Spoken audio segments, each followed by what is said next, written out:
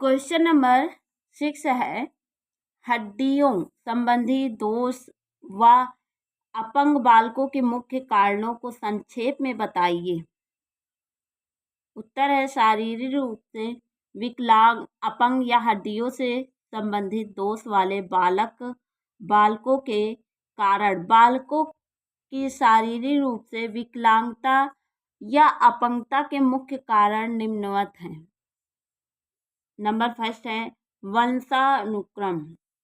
अपंग या अंग दोष वाले बालकों में कुछ शारीरिक दोष जन्म से ही अथवा वंशानुक्रम के कारण होते हैं, अथवा जब शिशु माँ के गर्भ में होता है तब किसी आघात या चोट के कारण होते हैं। नंबर 2 है बीमारी। कभी कभी अधिक लंबी बीमारी या गंभीर बीमारी के कारण भी बालकों के अंगों का विकास दोषपूर्ण हो सकता है। नंबर 3 है दोषपूर्ण वातावरण। बालकों के अंगों के दोषपूर्ण विकास का अन्य महत्वपूर्ण कारण बालक का दोषपूर्ण वातावरण भी है। जन्म के समय अथवा जन्म के बाद दोषपूर्ण वातावरण बालक को शारीरिक रूप से प्रभावित करता है, जिसके फलस्वरूप बालक में दोषपूर्ण अंगों का विकास होता है। आयु।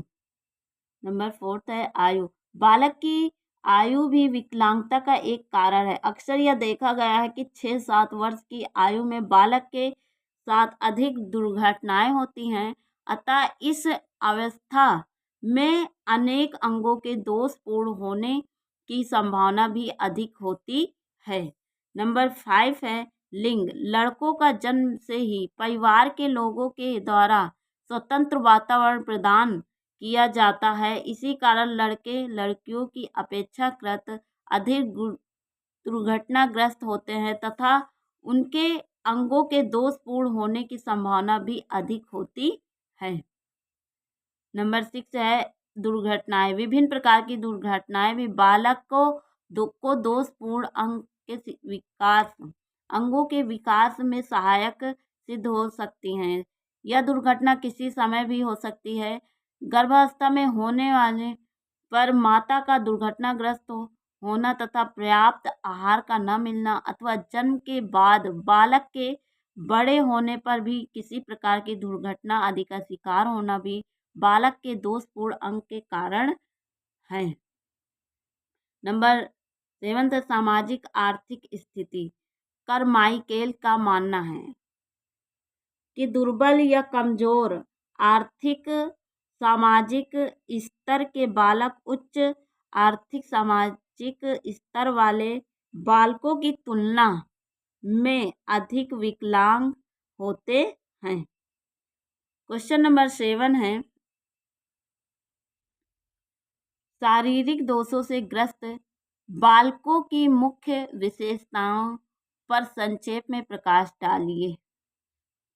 उत्तर अथवा यानी क्वेश्चन इसी का लेकिन थोड़ा सा चेंज है। शारीरिक दोष से ग्रस्त बालकों की मुख्य विशेषताओं को संक्षेप में स्पष्ट करें। उत्तर है कि शारीरिक दोष वाले बालक वे होते हैं जिन्हें शिक्षा प्राप्त करते समय अपंगता उनके लिए बाध्यता होती है। शारीरिक दृष्टि से बाधित बालकों की विशेषता निम्नलिखित है।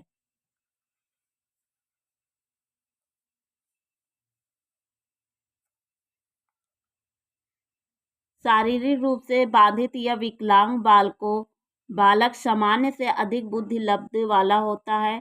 इनके अंग असमान हैं। विद्यालय व अन्य सामाजिक गतिविधियों में भाग नहीं ले सकते। सामान को लाने ले जाने में असमर्थ होते हैं। कई बालक शारीरिक रूप के साथ साथ मानसिक रूप से भी अस्वस्थ हो रहते हैं। जीवन के प्रति दृष्टिकोण सकारात्मक नहीं होता। शारीरिक दोष के कारण अधिक क्रियाशील नहीं होते। इनका व्यवहार सामान्य नहीं होता। इनकी बनावटी अंगों का सहारा लेना पड़ता है। कई बालकों को दूसरों पर निर्भर रहना पड़ता है। इन बालकों की आवश्यकताएं सामान्य बालकों से अधिक होती हैं।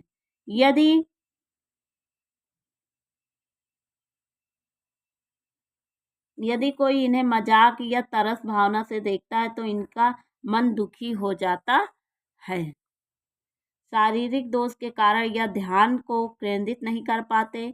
इनको कई कारणों से दूसरे पर निर्भर रहना पड़ता है। इस प्रकार के बालक भावुक व संवेदनशील होते हैं, शारीरिक कार्य करने में असमर्थ होते हैं। क्वेश्चन नंबर 8 है, हड्डियों के दोष से ग्रस्त या शारीरिक रूप से विकलांग बालकों के अर्थ को उचित परिभाषाओं सहित संक्षेप में स्पष्ट कीजिए। उत्तर है, स्वास्थ्य शरीर में स्वस्थ मस्तिष्क निवास करता है, यानी स्वस्थ शरीर में स्वस्थ मस्तिष्क निवास करता है। मनुष्य का सबसे बड़ा सुख काया का निरोगी होना, यानी काया मीन्स होता है शरीर, और शरीर क्या होता है, निरोगी, यानी उसके अंदर कोई रोग ना हो। अगर इंसान के अंदर रोग है तो वो बहुत गरीब इंसान है, बहुत दुखी इंसान है। अगर इंसान का शरीर स्वस्थ है तो बहुत सुखी इंसान है। अगर मनुष्य शारीरिक रूप से स्वस्थ नहीं है तो धीरे धीरे वह मानसिक रूप से अस्वस्थ रहने लगता है। शारीरिक रूप से अस्वस्थ मनुष्य के लिए संसार के सभी सुख निरर्थक हैं। मनुष्य का अपनी आवश्यकताओं की पूर्ति के लिए स्वस्थ होना अति आवश्यक है। जब कोई भी मनुष्य अगर शारीरिक रूप से विकलांग होता है और जीवन के छोटे मोटे कार्य करने में असमर्थ हो जाता है तो उसको अपने कार्यों के लिए दूसरों पर निर्भर रहना पड़ता है। हमारे देश में शारीरिक रूप से विकलांग बालकों की संख्या काफ़ी है। आज़ादी से पहले विकलांग बालकों को दया या हेय की दृष्टि से देखा जाता था। वहाँ घर तथा समाज के लोगों पर बोझ होते थे। विकलांगता को पूर्ण जन्मों के फल के रूप में देखा जाता था। मानसिक दोष वाले बालकों को भूत प्रेत या डायन का दर्जा दिया जाता था तथा उनका शारीरिक उत्पीड़न किया जाता था। आज़ादी के पश्चात विभिन्न विचारकों, मनोवैज्ञानिकों तथा शिक्षा शास्त्रियों का ध्यान इन बालकों की तरफ गया। समाज के लोगों व सरकार ने इस दिशा में रुचि ली और उनकी उन्नति के लिए कई प्रकार के कदम उठाए गए। नई शिक्षा नीति 1986 में अपंग बालकों के उत्थान के लिए कई प्रावधान सुझाए गए। केंद्रीय सरकार द्वारा IED की स्थापना की गई। इसके अनुसार 12वीं कक्षा तक पढ़ने वाले छात्रों को फीस, वर्दी, पुस्तकें तथा कापियां मुफ्त दी जाएंगी। परिभाषा है, विकलांग बालक कौन है? साधारण रूप से जिस बालक के दोनों हाथ या पैर खराब हैं उसे अपंग कहा जाता है। लेकिन अगर किसी बालक के एक हाथ या पैर नहीं है तो उसे हम पूर्ण विकलांग नहीं कह सकते। कानून के अनुसार विकलांग वह है जिसे शिक्षा प्राप्त करते समय विकलांगता उसके लिए बाधक है। इसमें शारीरिक अंग का न होना, दुर्घटना, बीमारी, चलने आदि से अंग का नष्ट हो जाना शामिल है। भारत में शारीरिक विकलांगता आबादी 2% तक हो जाती है।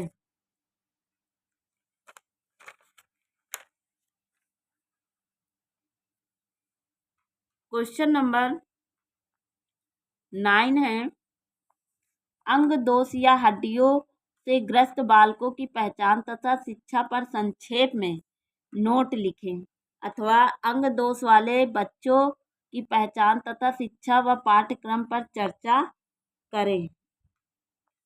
उत्तर है, अंग दोष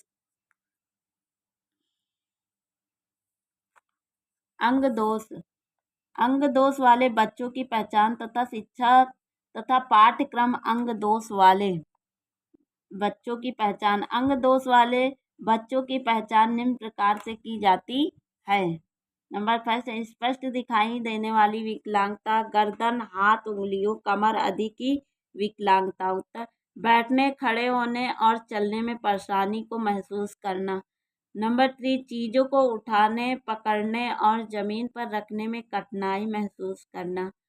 प्रायः जोड़ों की दर्द की कठिनाई का पाया जाना। लिखने में, पेन पकड़ने में कठिनाई का पाया जाना। अंगों में अवांछित हलचल का पाया जाना। अंग दोष वाले बच्चों की शिक्षा।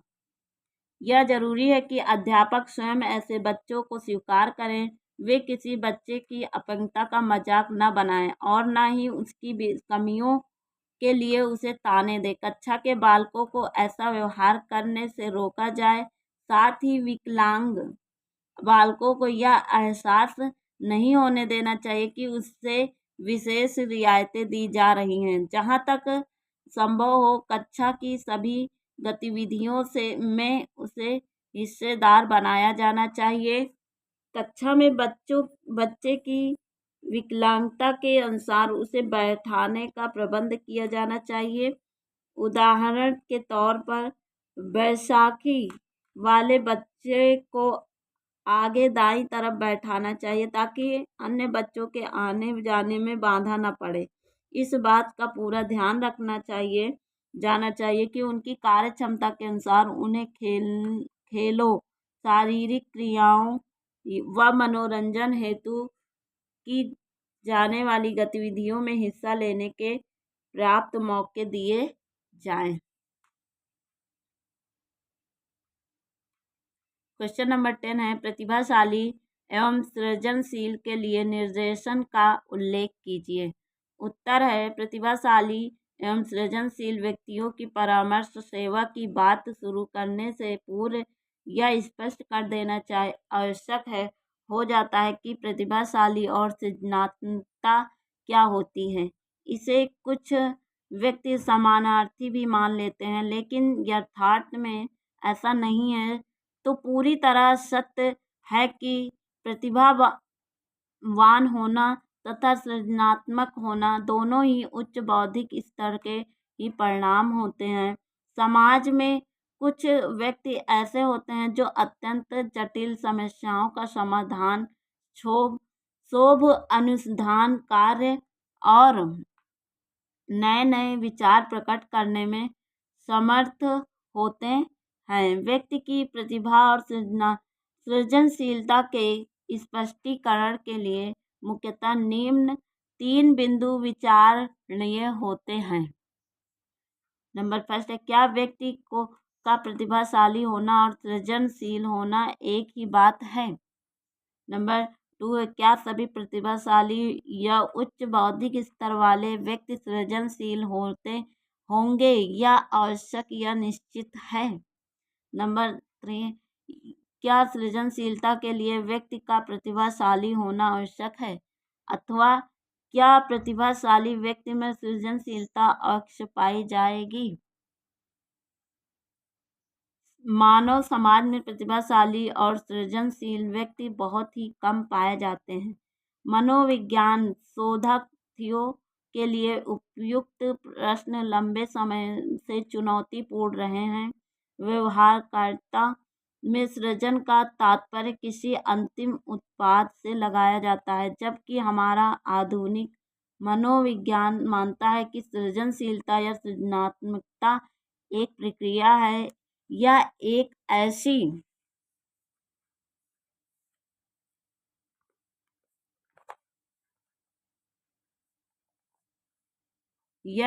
प्रक्रिया होती है जिसके द्वारा कोई नई रचना, विचार या वस्तु को नया रूप या नया नियोजन प्रदान किया जाता है। अर्थात कुछ नया करने की प्रक्रिया होती है कि इसका तात्पर्य किसी अंतिम उत्पाद से लगाया जाता है। सृजनशीलता या सृजनात्मकता कार्य लक्ष्य उन्मुख होता है जिससे कुछ नया उत्पादित किया जाता है तथा ऐसा एक अपसारी चिंतन द्वारा संपन्न होता है कि इस संदर्भ में एक विशेष उल्लेखनीय तथ्य है कि प्रतिभावान व्यक्ति में यह आवश्यक नहीं है कि उसमें सृजनात्मकता पाई जाए।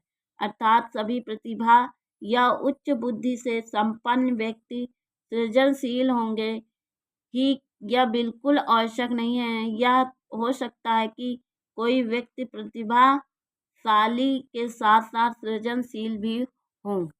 प्रतिभा अर्थात श्रेष्ठ बुद्धि तथा सृजनात्मक के मध्य निम्न कोटि का धनात्मक सह संबंध होता है। इसी धनात्मक या सहसंबंध के आधार पर इन विशिष्ट व्यक्तियों को दो वर्गों में वर्गीकृत किया जा सकता है।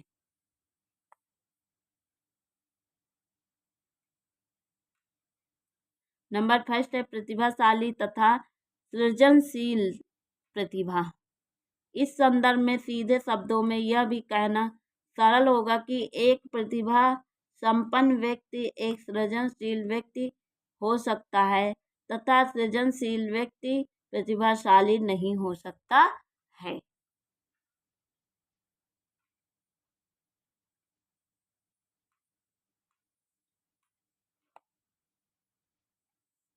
प्रश्न नंबर 11 है प्रतिभाशाली बच्चों हेतु निर्देशन के स्वरूप का वर्णन कीजिए। उत्तर है प्रतिभाशाली बच्चों हेतु निर्देशन कार्यक्रम निम्न बिंदु ध्यान देने योग्य होते हैं। नंबर फर्स्ट, निर्देशनकर्ता को सर्वप्रथम प्रतिभाशाली बच्चों को पहचानना चाहिए। इसके लिए मानक परीक्षणों का उपयोग करके उनके बौद्धिक स्तर का विवरण तैयार करना आवश्यक हो जाता है। इसके लिए शिक्षण परिणामों को भी या उपलब्धियों को भी ध्यान में रखना चाहिए। नंबर 2, बच्चों को प्रारंभिक स्तर से अध्ययन की दिशा में पूर्णता प्रोत्साहित करना चाहिए। इसके साथ साथ यह ध्यान रखा जाए कि बच्चों को किसी प्रकार से उच्च आकांक्षा या अपेक्षाओं का स्वरूप उनके मन मस्तिष्क के लिए तनाव कारक न बनने पाए। नंबर 3, बच्चों का समय नियोजन कुछ इस प्रकार का होना चाहिए कि अध्ययन क्रियाकलापों के अतिरिक्त उनको खेल कूद जैसी शारीरिक गतिविधियों में भी समय देना चाहिए। नंबर 4 है बच्चों के पालकों माता पिता या शिक्षकों को भी निर्देशित करना चाहिए कि कभी बच्चे को बड़ा चढ़ाकर मूल्यांकन न करें तथा उसकी सामर्थ्य को विकसित होने पर पूरा अवसर दें, लेकिन प्रोत्साहन के रूप में उच्च लक्ष्य के माध्यम से किसी तरह का दबाव न बनने दें। ऐसा करना उसके विकास में बाधक हो सकता है।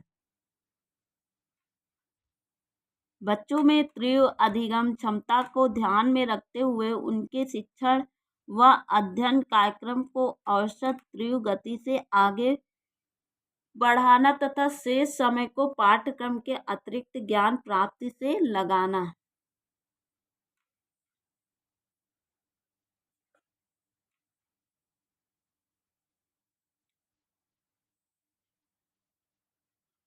उच्च बौद्धिक सामर्थ्य के कारण वह अपने पाठ्यक्रम को जल्दी पूर्ण कर लेंगे। ऐसी स्थिति में उन्हें उनके लिए उच्चकृत विशेष या सामान्य पाठ्यक्रम की व्यवस्था की जानी चाहिए ताकि वह पाठ्यक्रम सामान्य पाठ्यक्रम को पढ़ने में ऊपर अनुभव न करे, यानी उन्हें ऊब न लगे।